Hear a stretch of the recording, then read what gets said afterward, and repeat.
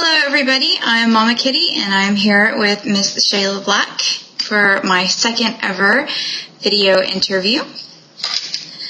And we are going to be together at Authors After Dark in New Orleans. And for my first question, I would like to have you tell us a little bit about yourself. I'm a full-time writer now. I spent about 20 years in the corporate world and worked and wrote. And I finally got to a point where I just, realized that I wanted to do nothing but write. So that's what I've been doing now for almost the last 4 years. I live in Texas now. I'm originally from LA, so winters here are still a little bit of a shock for me, even after many years of living here. I don't do snow. I have been married over 20 years. I have a lovely daughter and just enjoying writing. Wait, you have snow? Yeah, we got snow, not this last winter, because last winter was really warm, but the winter before, we had snow like 4 times. Oh, wow. Usually if we get snow once every 4 or 5 years, it's surprising, but winter before last, we had snow 4 times. Wow. It's crazy. I have pictures too. Oh, see, I think I had snow the last winter too, because we didn't have it this winter, but see, I'm from Texas too, so. Did you dream of writing when you were little, or is this a new development? I think I started thinking about it probably about my second year of college. I actually wasn't a reader growing up. My parents aren't readers. For anybody who's got a copy of Hot in Handcuffs, which came out on July 3rd, they'll notice that my dedication is to my parents, and it plainly states you're not readers, and you kind of thought I was crazy for wanting to do this. But hey, the whole writing thing is great. I didn't grow up in a reading family, so I didn't read a lot as a kid, and I sort of discovered reading in college, and I just started reading everything I could get my hands on. And I guess within a couple of years now I'm really going to date myself. I had a typewriter and I'm typing away and I don't even know what I'm typing. And, I just kept working and I kept thinking, someday I'm going to have something that's coherent. And, I guess I was right after I got married that I started to get really serious about writing. And then, for anybody who's a Romance Writers of America member, this will make sense to them. I was a Golden Heart finalist, which is, they pick manuscripts, unpublished manuscripts in pretty much every category, and they pick like the top 5 or something, depending on how many entries they have. And, those all get floated by a parade of editors and whatever. So I was a Golden Heart finalist one year and I got an agent and, things were looking really up. And then it took me actually about another 5 years to sell anything, because this is in the days way before anybody had ever even heard of e-publishing. You either sold in New York or you didn't sell. So I won't say it's a new development, but I'll say it's something that didn't, I've talked to those people who knew at like 3 they wanted to be an author, and that wasn't the case for me at all. Right. So you write as both Shayla Black and Shelley Bradley. Why is that? I started as Shelley Bradley. I was writing historicals, different place, different time. Publishing has changed so much. I actually sold my first book in May of '98. Things have really changed in the last almost 15 years. And what I discovered was I wrote 9 historicals, and then I actually took a break from the business for about 1.5 years. My daughter was young, and I had a lot going on, and I actually just stopped writing for about 1.5 years. And then I started writing contemporaries just for something different, because I think I was personally a little burned out on historicals. And I didn't really have any plans to do anything with it. It was I was writing it for me and it was for fun. Mm-hmm. But Berkeley eventually bought that book, which was Bound and Determined, and it came out, and what I got was a flood of reader mail saying, why aren't you writing historicals anymore? And what we discovered really quickly was that name was almost synonymous with historicals.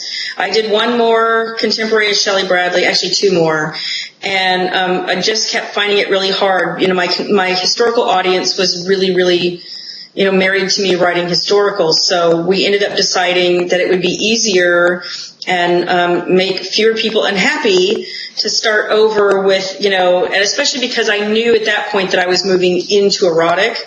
Mm-hmm. And so we thought, well, let's just make a clean break, because Shelley Bradley books had been kind of steamy, but never like erotic. I mean, right. Erotic didn't even exist in 2000, right? Right. So, we came up with a new name, and that was sort of where we started. And honestly, most everything I've done since then, I've done as Shayla Black. I still am asked occasionally if I'm going to write more historicals, and, I never say never, but at this point, probably not anytime soon.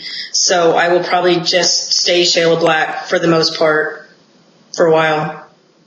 Okay. What do you love most about writing?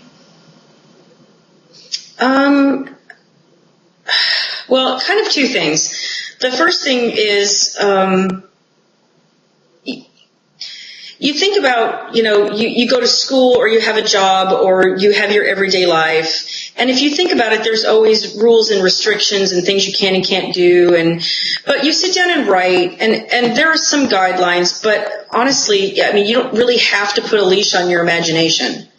You can just go wherever you want to go. It's almost like you're one place to just completely say yeehaw and be free and do whatever it is you want to do, right? Mm-hmm. The other thing I think it's great about it is there's a certain strange, I don't know, it's a strange sort of kind of happiness that you can make something up out of your head and people are interested in it. I mean, it's kind of a strange thing to tell people, basically when you say you're a writer, you say, I dream up stuff and people, buy into the fantasy, whatever fantasy you produce, and people like it and people are interested and people follow you. It's almost like you get to be a storyteller for the masses. Mm-hmm.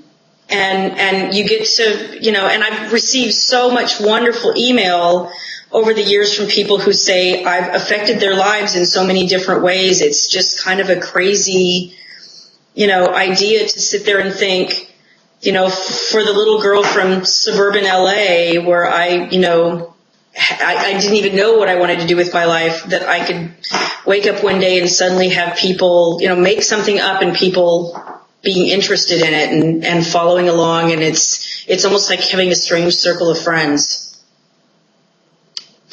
So what do you hate most about writing? Deadlines. They kind of suck. Sometimes it's hard to be creative on demand. Mm-hmm. Sometimes it's really hard to be creative when you have a lot of other things going on in your life. There are certain times of the year, and anybody who's a mom out there will know, school starts, it's crazy. School ends, it's crazy. The holidays run around, it's crazy. I mean, there's just certain things that I think are universal when you're a woman, and especially when you're a mom. There are just certain times of the year that are unavoidably insane. And it runs into those, when you have a deadline and you're trying super hard to meet it and you're kind of in the flow of what you're doing and you're feeling really happy about it, and you have to stop and run to the orthodontist or, go to the grocery store or, heaven forbid, cook anything, because I try to avoid that.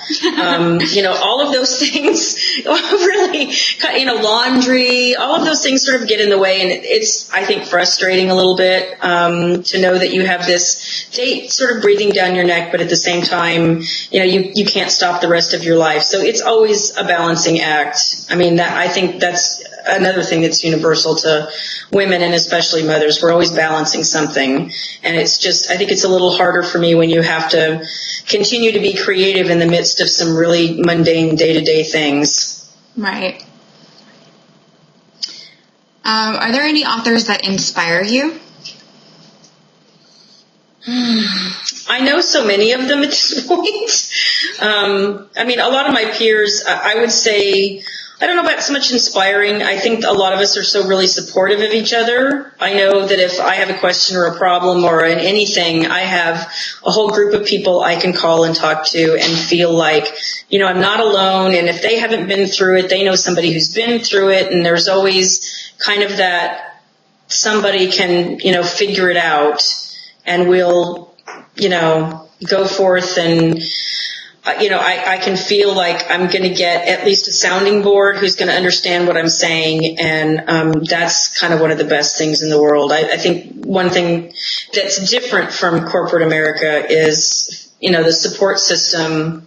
I think it's really genuine and, helpful. People who really actually want to pitch in and lend you a brain or lend you an ear or lend you a shoulder. Right. What are you reading right now? Honestly, absolutely nothing. I'm working on 3 books right now. Oh, goodness. I can tell you what I'm reading right now. Your book. Okay. Oh, thank you. Is there anything that you would like to share with us? I would say that I'm probably a little offbeat. Aww. I think a lot of authors are, because we sort of live in our heads a lot. And it's funny when people will, the people you live with will walk up to you and kind of, hello, and because you're off somewhere in your own world and you're, 3 chapters ahead in your manuscript or whatever. And there's a lot of, being kind of up in your head, lost in your head. It's one of those occupational hazards, I think. But I'm absolutely genuinely a people person. One of the bad things, I guess, about being a writer is, you're kind of at home by yourself a lot and the 4 walls close in. I actually really enjoy one of those strange people who likes, I don't mind speaking in public. I'll get out and do a book signing, or I'll go to a conference. I find those things enjoyable because I really like interacting with people, and I think readers are some of the greatest, most interesting people I've met. So I'm always happy to be out and shaking hands and saying hi and listening to what people have to say about what they're reading or what they're thinking. Or I can't really do what I do without listening to what everybody else does, if that makes sense. Makes perfect sense. So I do something called the this or that round. I basically ask you to choose between 2 things. And it's 10 rapid fire questions. The first one is peanut butter or jelly? Peanut butter. Chips or cookies? Cookies. Bacon or sausage? Bacon. Print or ebook? E. Pen or pencil? Pen. Print or cursive? Print. Notebook or computer? Oh, computer by far. I lose paper. Me too. Kleenex or handkerchief? Kleenex. Zombies or vampires? Vampires. Angel or Spike? I didn't watch Buffy. Oh my gosh. I don't think we can be friends. I started. I'm up at season 4. I'm watching it on Netflix. I just haven't finished. Okay, we can be so friends. So far, Angel, but Spike is barely a character at this point. Okay. Well, once you're done, we'll talk. Okay. All right. I can't wait to meet you at Authors After Dark. And hopefully I'm looking forward to it this weekend. Yeah, that would be great. I still don't know if I'm going to my dad's or not, so... Well, email me if you are, and I'll get you directions, and we'll get together. Okay.